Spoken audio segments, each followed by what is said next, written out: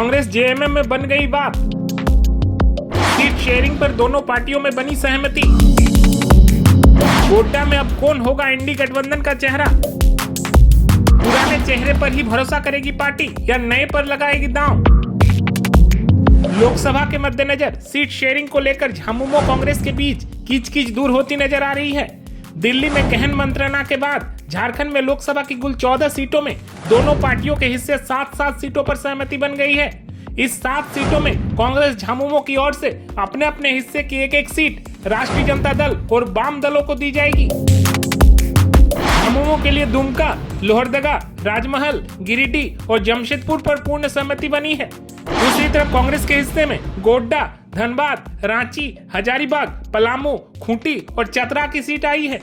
दावा किया जा रहा है कि जल्द ही वाम दल और राजद के हिस्से में कौन सी सीट आएगी इसका भी ऐलान कर दिया जाएगा।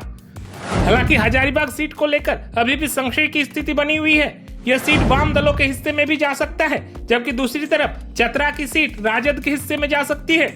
इन सभी सीटों में गोड्डा संसदीय सीट भाजपा की मजबूत सीट मानी जाती है और कमल के इस किले को भेदना कांग्रेस के लिए कोई आसान चुनौती नहीं होगा। इससे पहले भी कांग्रेस प्रदीप यादव और फुरकान अंसारी को अखाड़े में उतारकर शिकस्त खा चुकी है। इसमें से कोई भी चेहरा निशिकांत के आगे टिक नहीं पाया था। तो इस बार पंजा का परचम फहराने का चेहरा कौन होगा? क्या कांग्रेस एक बार फिर से उन्हीं पीटे प्यादों को आगे करके एक और शिकस्त का इंतजार करेगी या फिर बदले सियासी हालात में नया दांव खेलेगी? और जैसे ही चेहरा कौन होगा ये सवाल मन में आता है, एक साथ कई नाम उछलते हैं। इसमें सबसे पहला नाम तो वर्ष 2002 में कमल की सवारी कर लोकसभा पहुंचने में कामयाब रहे प्रदीप यादव का ही है।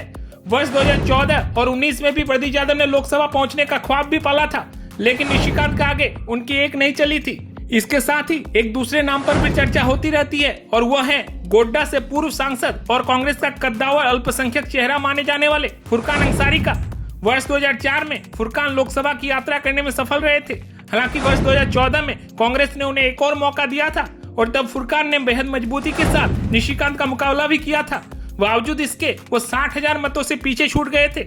ऐसे में सवाल खड़ा होता है कि इंडिया गठबंधन की ओर से इस संसदीय सीट के लिए सबसे मजबूत और मुफीद चेहरा कौन होगा?